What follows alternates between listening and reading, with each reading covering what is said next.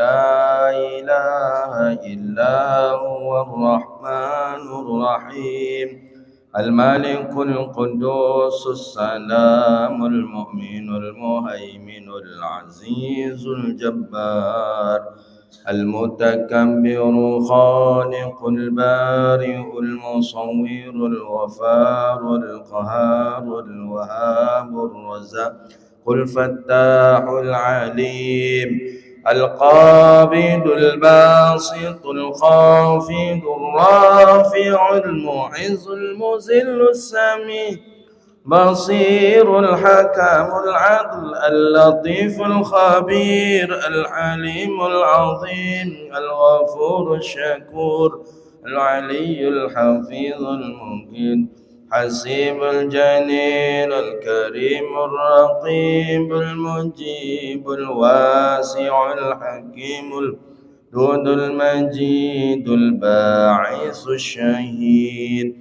الحق الوكيل القوي المتين الولي الحميد المحسن المبدئ المحيي المميت الحي القيوم الواجد الماجد الواحد الأحد الصمد القادر المقتدر المقدم المؤخر أول الآخر الظاهر الباطن الوالي المتعالي البر التواب المنتقم العفو رؤوف مالك الملك ذو الجلال والإكرام المقسط الجامع الغني المغني المانع ضار النافع النور الهادي البديع الباقي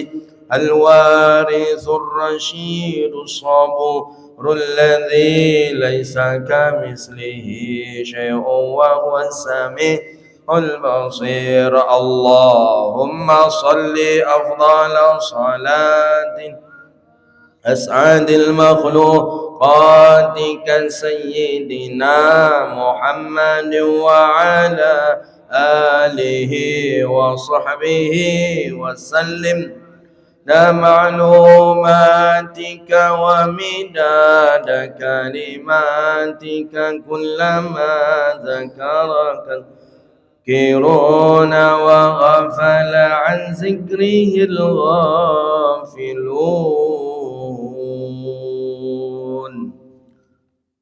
Bismillahirrahmanirrahim. Alhamdulillahi rabbil alamin. Wassallallahu wasallam ala sayyidina Muhammadin khatamil amin sayyidina wa maulana Muhammad wa ala alihi wa ashabihi at-tayyibin at-tahirin wa ba'du. Wa qala al-musannif rahimahullahu ta'ala wa nafa'ana bihi wa bi'ulumihi wa bi'ulumi masyayikhina fid dharain amin. Faslun fi awqatil mukhtarati li qiraati Quran. Betul itu lagi? Tentang waktu-waktu yang bagus untuk membaca Al-Quran. Bismillahirrahmanirrahim. Faslun. Ini fasal menjelaskan tentang awqatil mukhtarah, waktu-waktu yang terpilih, waktu-waktu yang mulia untuk membaca Al-Quran. Ini Imam Nawawi menjelaskan di dalam kitab At-Tibyan fi Adab Hamlatil Quran. Ada waktu-waktu yang bagus baca Quran. Ya, sama halnya dengan bersedekah. Ada waktu-waktu yang bagus untuk bersedekah.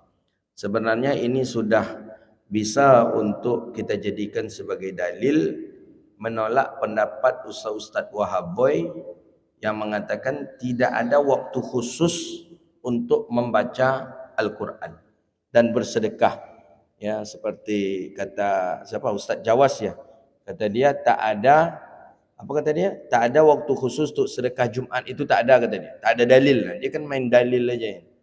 Habis itu katanya tak ada juga pengkhususan membaca surah Al-Kahfi di malam Jumat. Kata dia.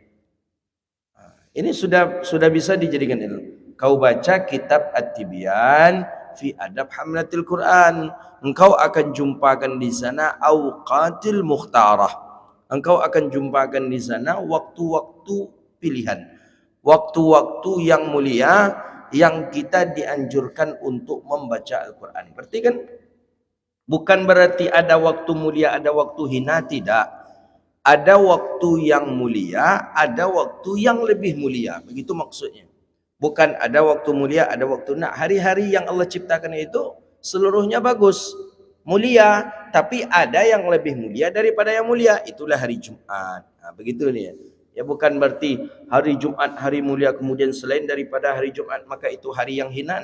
Tidak seperti itu pemahaman yang diajarkan para salafun salih kepada kita. Kullu awqatin mukhtarah. Seluruh waktu yang Allah ciptakan itu mulia.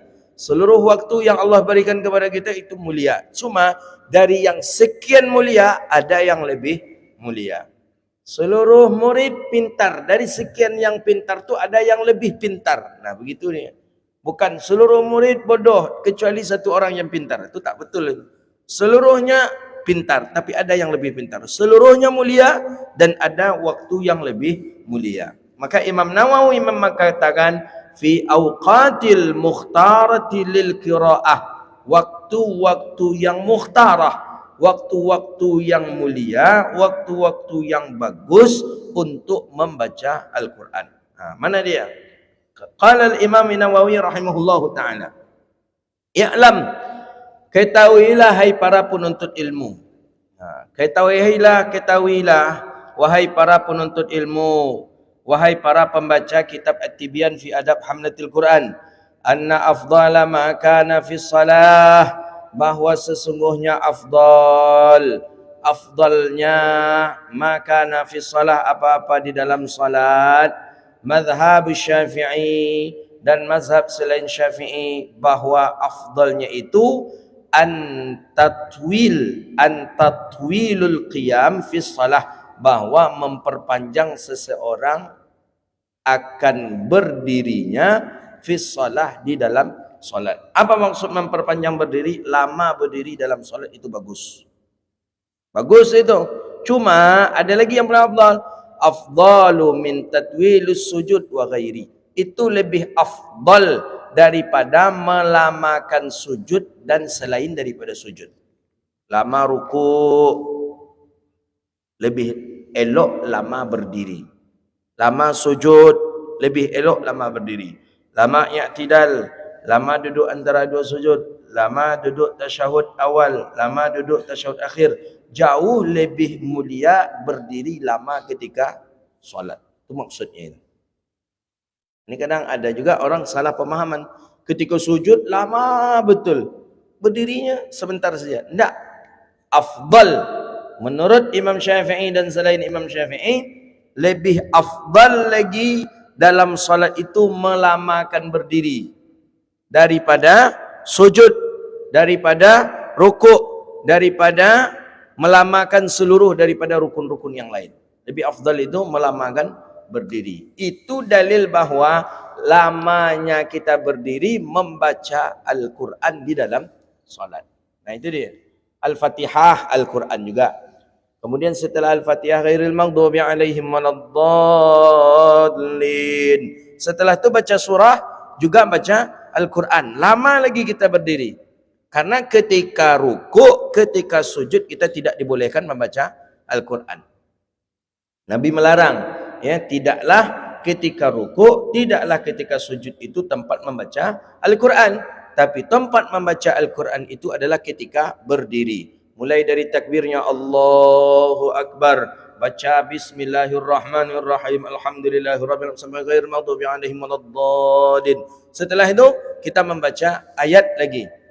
Kita membaca ayat itu juga Al-Quran. Jadi di dalam hadis, di dalam ini Imam Nawawi mengatakan bahwa lamanya berdiri di dalam solat itu lebih afdal daripada lamanya sujud. Jangan sampai kalah pula lama berdiri dibandingkan oleh lama sujud. Ada orang dah salam dia sujud lagi, kira mati, rupanya enggak. Rupanya itu aja balik. Setelah orang dah salam, masa dah salam orang, dah baca tasyahud orang. Dah baca tahiyat, dah baca tasyahud, dah baca doa akhir daripada tasyahud akhir, Rabbi ufirli, Allahumma inni a'udzubika min adzabil qabri, Allahumma inni zalamtu nafsi zulman. Dah dibaca seluruhnya. Ini lunjuk bangkit dari sujud. Nah, yang seperti ini nih, ini khata, ini salah dalam ibadah. Maka oleh karena itu, lama berdiri ketika salat itu lebih afdal daripada lama sujud, daripada lama ruku', daripada lama kunut termasuk. Jadi kunut tu jangan sampai mengalahkan lamanya baca Fatihah dan ayat. Ya, ini ada terlampau enak enak imamnya dibaca seluruhnya kunut itu. Allahumma inna nastaudi'uka wa nastahdik. Dibaca seluruhnya doa itu, doa kunut itu. Allahumma inna na'udzubika min azabil qabri wa min azab. Apalagi di akhir-akhir 10 terakhir Ramadan itu. Lama berdiri daripada kunut, jangan, tidak elok dia. Wa amal qiraah fi ghairi salah fa afdaluha qiraatul lail. Adapun membaca Al-Quran pada selain salat, baca Quran tapi tidak di waktu salat, mana yang paling afdal? Fa afdaluha qiraatul lail. Maka paling afdal itu membaca Al-Quran di malam hari. Kalau begitu, yang paling afdal membaca Quran itu di dalam salat. Setelah itu, fi qiraatul lail, pada malam hari. Sebelum tidur baca Quran, setelah tidur, setelah tahajud baca Quran, itu yang paling afdal. Nah, begitu dia. Jadi baca Quran itu yang paling afdal, lail, malam hari. Kemudian mana yang paling afdal lagi? Wan nisful akhiru minal laili afdalu min nisfil awal. Separuh terakhir daripada malam itu terlebih mulia daripada separuh yang pertama, separuh yang terakhir. Jadi kita ambil malam, kita bagi separuh. Separuh yang pertama, separuh terakhir. Yang separuh terakhir itu terlebih afdal daripada separuh yang pertama. Kemudian mana lagi? Wal qira'atu bainal maghribi wal isya'i mahbubah. Bahwa sesungguhnya membaca Al-Quran di antara maghrib dan isya itu perkara yang dicintai, perkara yang disukai. Jadi maghrib dan isya tu encak baca Quran kita. Kalau tidak ada ustaz wirid ceramah. Kalau ada ustaz wirid ceramah, afdal mendengarkan ustaz tu lagi ta'lim. Menuntut ilmu wajib. Ta'lim wajib. Jadi kalau ada pengajian di masjid itu, hentikan baca Quran kita. Jangan baca Quran pula kita. Duduk di majlis itu. Duduk di majlis itu, simak ustaz tadi itu. Dengarkan ustaz tadi itu memberikan penjelasan, memberikan bayan. Kalau tak ada majlis ilmu antara maghrib dan isya, maka elok kita membaca Al-Quran. Mahbubah katanya. Mahbubah itu yang dicintai, yang disukai. Maka oleh kerana itu antara maghrib dan isya elok baca. Wal qira'atu bainal maghribi wal isya mahmubatun, bahwa sesungguhnya bermula membaca Al-Quran di antara maghrib dan isya itu mahbubah, itu yang dicintai atau yang disukai. Itu dia. Jadi tengok maghrib isya, maghrib, antara maghrib dan isya. Ada tak ada majlis ilmu tak? Kalau tak ada majlis ilmu, baca Quran. Itu paling afdal. Ya, banyak masyayikh kita di antara maghrib isya itu ada baca Yasin, ada baca Waqi'ah, ada baca Al-Muluk. Banyak diwiridkan beberapa bacaan mahbubah. Nah, itu dia. Antara maghrib dan isya. Di kampung awak antara maghrib dan isya menggosip ni. Di masjid-masjid dekat rumah awak. Dibuat pula palanta untuk baca mencerita orang ni. Mahbubah. Wa amal qira'atu fin nahari afdaluha ba'da salati subhi. Adapun membaca Al-Quran di siang hari, maka afdalnya itu setelah salat subuh. Jadi kalau waktu malam, paling afdal mana? Pertengahan malam pertama, kemudian pertengahan malam terakhir, kemudian antara maghrib dan isya. Kalau siang hari mana yang paling afdal? Fa afdaluha ba'da salati subhi. Adapun membaca Quran pada siang hari itu afdalnya setelah salat subuh. Setelah salat subuh baca Quran. afdal. Setelah solat subuh baca Quran, mungkin bacanya 1 juz kalau mampu. Kalau nak bisa 1 juz, ya baca 1 halaman, 2 halaman, begitu. Paling afdal. Orang kalau mewiridkan baca Quran, itu Allah berikan kehidupan yang bagi untuknya. Ketenangan hidup, ketenangan batin, kemudian kesuksesan hidup di dunia, dan begitu juga di akhirat. Wiridkan, rutinkan, walaupun cuma beberapa ayatnya. Beberapa ayatnya. Baca mungkin mungkin kita rutinkan sebelum tidur mesti baca 20 ayat Al-Quran. Boleh.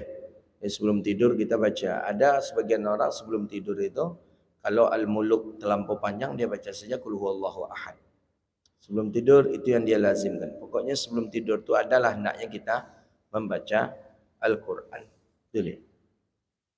Kemudian, wala karahiyatu fil qiraati fi waqtin min awqatin li ma'na fih.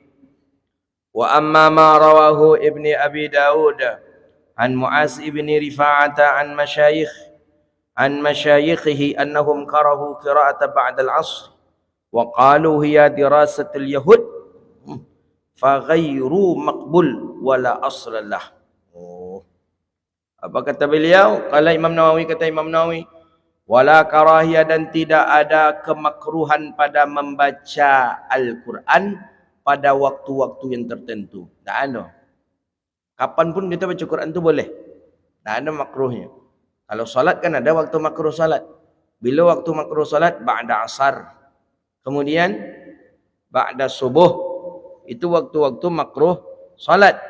Tapi dalam membaca Al-Quran tak ada waktu makruh. Tak ada. Tak ada waktu makruh baca Quran, tak ada. Baik itu ba'da asar kita baca Quran, atau ba'da subuh, atau ba'da maghrib, atau kapanpun, itu tidak ada waktu makruh. Kalau waktu makruh salat, ada. Kalau waktu makruh baca Quran, tak ada. Itu kata Imam Nawawi. Adapun ma rawahu Ibni Abi Dawud. Adapun sebagaimana di dalam riwayat Imam Abi Dawud, daripada Sayyidina Mu'az ibn Rifa'ah, daripada masyayikh guru-gurunya. Apa kata mereka? Annahum, bahwa sesungguhnya mereka memakruhkan mereka akan membaca Al-Quran setelah salat asar.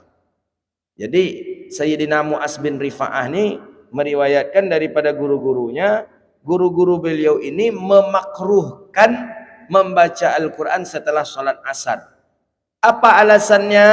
Waqalu, kata mereka, ba'da asar itu adalah dirasatul Yahud. Ba'da asar itu adalah pendidikannya Yahudi. Itu kata dia, dirasatul Yahud, pengajian Yahudi ba'da asar. Fa ghairul maqbul, maka itu tidak bagus. Apa kata Imam Nawawi? Carito itu tu wala aslan lahu, tidak ada dalilnya. Jadi kecik Imam Nawawi tidak ada tu dah Imam Nawawi, tidak ada asalnya tu dah, tidak ada referensinya tu dah, tidak ada tak ada asalnya, tak ada dalilnya. Jadi kalau begitu, kapan saja kita membaca Al-Quran, bila saja kita membaca Al-Quran, tidak ada waktu yang dimakruhkan. Apalagi waktu haram tak ada. Kalau tempat mungkin ada, tapi kalau waktu tidak. Ya waktunya tengok pula lah. Ketika makan baca Quran tentu ya makruh dia kan. Sambil mengunyah baca aja fabirama rahmatullah. Kan tak bagus dia. Atau ketika jima hubungan suami isteri baca pula Quran tentu ya haram itu. Itu tempatnya, keadaannya. Tapi kalau waktu-waktu yang tertentu yang dimakruhkan untuk membaca Quran itu tak ada, kata Imam Nawawi. Jadi kata Imam Abi Dawud, daripada Sayyidina Mu'az bin Rifa'ah, ada riwayat daripada guru-guru mereka bahwa orang-orang Yahudi melakukan pendidikan, melakukan dirasah itu pada ba'da asar. Jadi ba'da asar Yahudi itu mengadakan pengajian lah. Jadi orang-orang Yahudi itu kalau mengadakan pengajian ba'da asar, maka itu tidak elok katanya. Jadi kecik Imam Nawawi, itu tu tidak ada asalnya. Dalilnya tidak ada itu. Jadi bisa jadi itu dibuat-buat atau bisa jadi itu maudhu'. Wa yakhtaru minal ayam, dan pilihan-pilihan daripada beberapa hari. Mana hari-hari yang jadi pilihan? Diawali dari hari yang mulia. Mana dia yang paling mulia? Itu al-Jum'ah. Jumat itu tetap paling mulia. Paling mulia. Bahkan dikatakan Jumat itu aidin min a'yaidil muslimin. Hari raya orang Islam. Jadi awak yang tahu hari raya gitu kan cuma Aidul Fitri, Aidil Adha. Padahal kita punya hari raya sekali seminggu. Sekali satu pekan ada hari raya kita. Apa hari raya kita yang sekali sepekan tu? Itulah hari raya Jumat. Cuman orang kita banyak tak faham. Bahkan disebutkan oleh para ulama, lebih mulia hari Jumat itu dibandingkan dengan 2 hari raya. Coba kita tengok dari sisi mana mulianya Jumat dibandingkan dengan 2 hari raya. Pertama, dari sisi hukum. Dari sisi hukum bagaimana? Dari sisi hukum, salat Aidil Fitri, Aidil Adha hukumnya sunnah. Sedangkan salat Jumat hukumnya wajib. Satu. Dari sisi kesunahannya lagi, lebih banyak sunnah yang dilakukan di hari Jumat dibandingkan sunnah di 2 hari raya.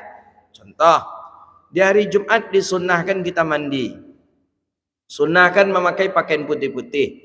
Dianjurkan kita membaca surah Yasin. Dianjurkan baca surah Kahfi. Dianjurkan memperbanyak sedekah. Dianjurkan mandi. Dianjurkan memakai wangi-wangian. Dianjurkan membuang bulu-buluan di tubuh kita. Dianjurkan memotong kuku.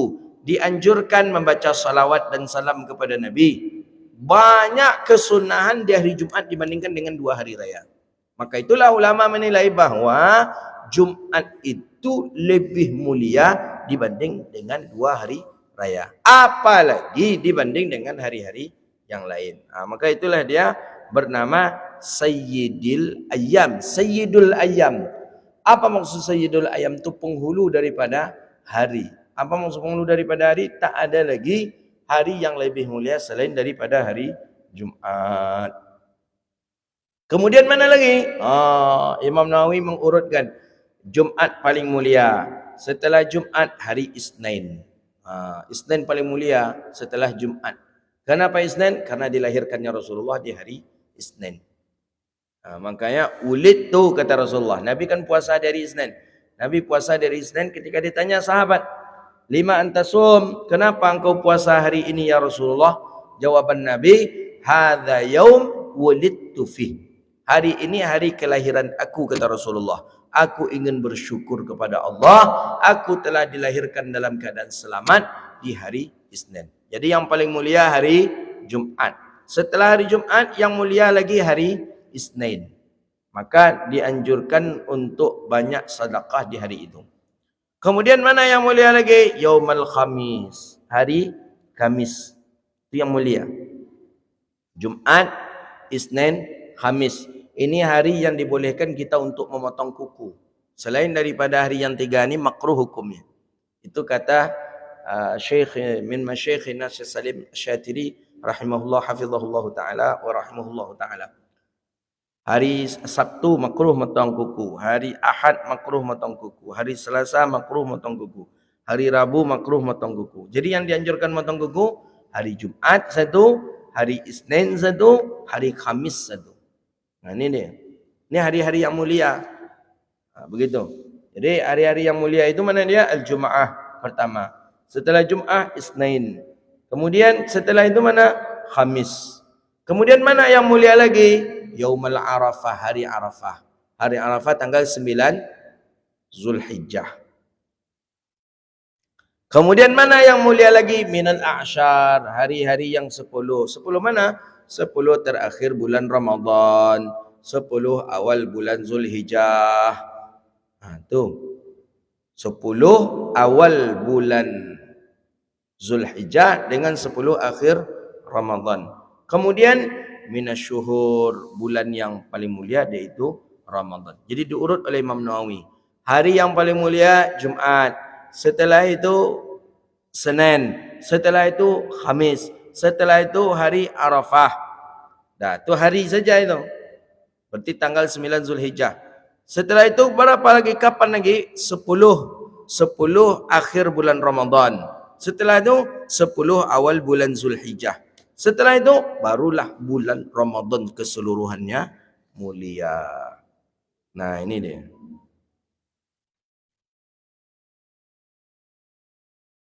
Oke, habis. Faham kan? Alhamdulillah. Jadi, waktu yang paling bagus baca Quran itu tadi kapan? Di dalam solat. Itu pertama. Waktu yang paling mulia membaca Quran itu di dalam solat. Dalam solat itu tingkat pertama. Setelah itu baru di waktu malam. Itu bagus. Malam itu yang paling bagus separuh pertama. Setelah itu lebih bagus lagi separuh terakhir. Separuh terakhir lebih bagus. Kemudian antara maghrib dan isya. Itu bagus. Kalau di waktu siang, kapan waktu yang bagus baca Quran? Setelah subuh. Itu waktu yang paling bagus. Setelah subuh. Kemudian di hari lagi. Hari apa saja yang bagus baca Quran? Jumat.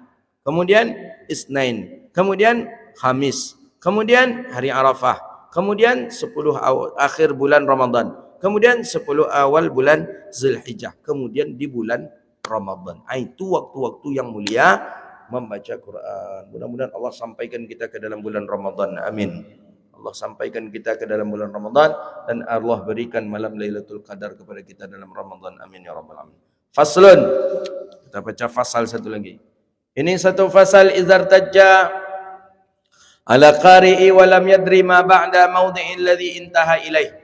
Fas'ala anhu ghairuh fayanbaghi an yata'addaba bima ja'a an Abdullah bin Mas'ud wa Ibrahim an-Nakhai wa Bashir bin Abi Mas'ud radhiyallahu anhu qalu idza sa'ala ahadukum akhahu an ayatin falyaqra' ma qablaha thumma yaskut wa la yaqul kaifa wa kadza fa innahu yalbisu alaihi.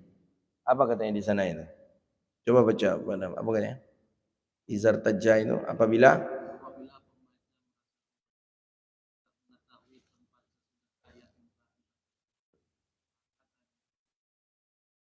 apabila seseorang bingung, irtajja itu terjemahnya bingung gitu. Sebenarnya tak tahu dia, ragu dia. Di mana ragu, di mana dia berhenti daripada tempat untuk melanjutkan bacaan. Jadi awak baca sama-sama ni. Awak baca sama-sama macam tadarus lah baca Quran. Jadi setelah kawan tadi, inyo dia nak menyimak mungkin, atau mungkin ya karena mungkin nengok handphone atau apa segala macam tertidur, pasti bodinya tak tahunya lagi dah mana mulai membaca, maka hendaklah dia bertanya kepada orang yang di sampingnya. Terus kemudian